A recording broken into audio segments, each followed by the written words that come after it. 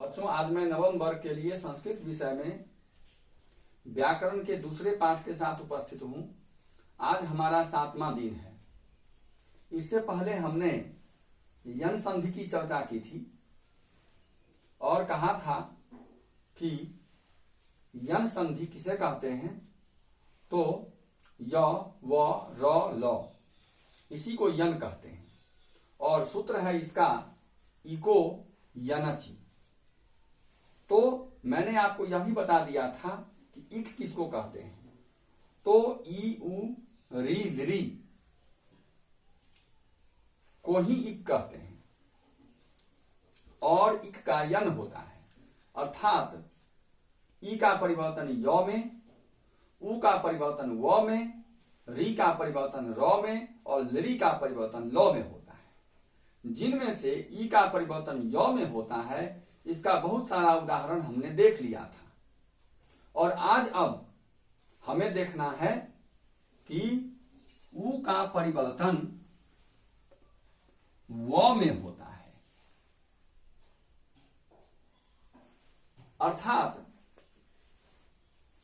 यदि प्रथम पद के अंत में उ हो और दूसरे पद के शुरू में कोई भी असमान स्वर, तो उ का परिवर्तन व में हो जाएगा और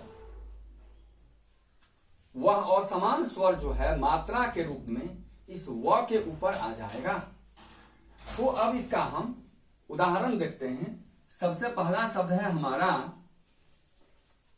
मधु जोर आरी।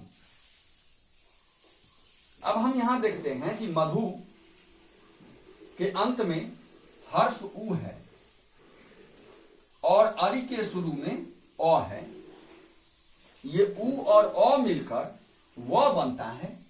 हम इसको ऐसे लिख सकते हैं, मध ध हलंत जोर उ जोर अ, इन दोनों में संधि होनी है और अंत में बचता है री। तो अब ये हो जाएगा मध और उ और अ मिलकर के व बन जाएगा। अब हम तीसरे स्टेप में इन दोनों को मिला देते हैं और शब्द बन जाता है मध्वरी।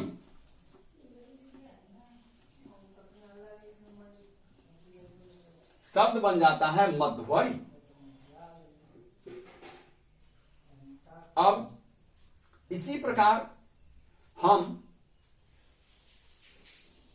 दूसरा तीसरा उदाहरण भी देख सकते हैं, जिसमें कि जैसे तत्व जोर अरि, तत्वरी,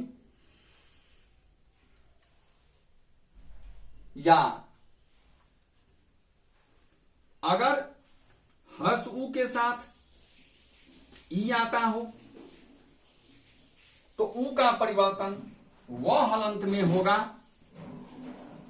और इस व हलंत के साथ हर्ष ई की मात्रा लगेगी और हर्ष ई की मात्रा लगने के बाद शब्द बन जाएगा वी। इसका उदाहरण हम देखते हैं तो इसमें आता है तनु जोर इति। अब देखिए, यहां प्रथम पद के अंत में हर्ष उ है, जबकि दूसरे पद के शुरू में हर्ष ई है। उ और ई जब मिलते हैं तो नौ में से हर्ष उकार को हमने हटाया है, इसलिए नौ में आप हलंत लगा दीजिए। तन, फिर उ और ई को अलग किया जाए और ती को अंत में लिखा जाए। अब इस प्रकार हम देखते हैं कि तन नौ हलंत हर्ष उ का व हुआ और हर्ष ई, तो ये बन गया वी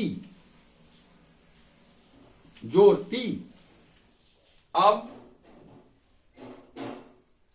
इस नौ के साथ वी को जोड़ना है। अब शब्द बन जाएगा तन्वीति। तो इसी प्रकार बच्चों आगे भी हम देख सकते हैं कि ऊ के साथ अगर ऊ के साथ ऊ नहीं लगाना है, क्योंकि हमने पहले कहा है कि असमान स्वर ही लगाना है। तो ऊ के साथ यदि ओ लगाते हैं तो वो हो जाता है। ऊ के साथ अगर औ लगाते हैं तो वो हो जाता है। ऊ के साथ अगर अंग लगाते हैं तो वंग हो जाएगा। इस प्रकार हमने देखा कि ऊ का परिवर्तन व में होता है, और अगर हम असमान स्वर के रूप में किसी भी स्वर को दूसरे पद के शुरू में रखते हैं तो ऐसी स्थिति में व के ऊपर उस मात्रा को लगा देना होगा, और इस प्रकार यहां यह विकार उत्पन्न होता है। इसके बाद हम देखते हैं कि री का परिवर्तन र में होता है।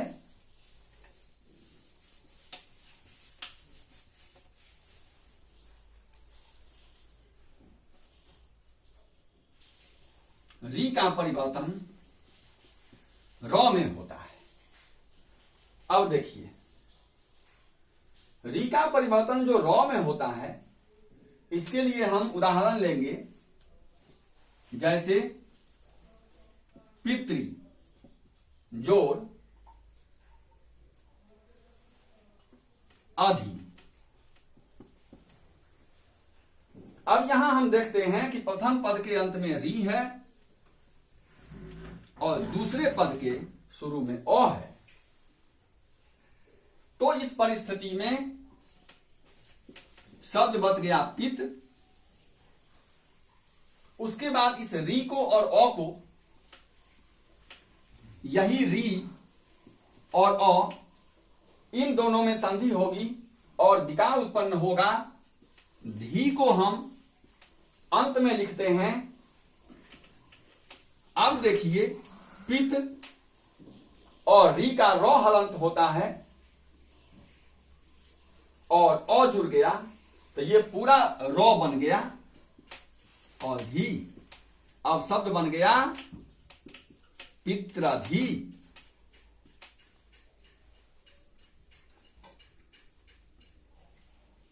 अगर री के साथ आ लगता है तो शब्द रा हो जाएगा। उदाहरण लेते हैं, या मातृ जोड़ आगमनम। तो अब आप ऐसे ही समझ लीजिए कि प्रथम पद के अंत में री है, री का र हो जाएगा और दूसरे पद के शुरू में आ है। तो र में आकार लगाने पर ये रा बन जाता है, और ये रा अब हम तो में जोड़ते हैं तो बन जाता है मात्रा, मात्रा गमनम। तो इस प्रकार हमने देखा कि अगर प्रथम पद के अंत में री हो और दूसरे पद के शुरू में कोई भी असमान स्वर हो तो री का परिवर्तन र में होता है, और वह असमान स्वर मात्रा के रूप में उस र पर आ जाएगा, और फिर उस र को प्रथम पद के अंत में जोड़कर और हम संधि कर देते हैं। इस प्रकार यन संधि का 2 भाग आज समाप्त हुआ, और फिर अगले वर्ग में हम इसके अंतिम हिस्से को पढ़कर और फिर यन संधि को समाप्त करेंगे। That's all.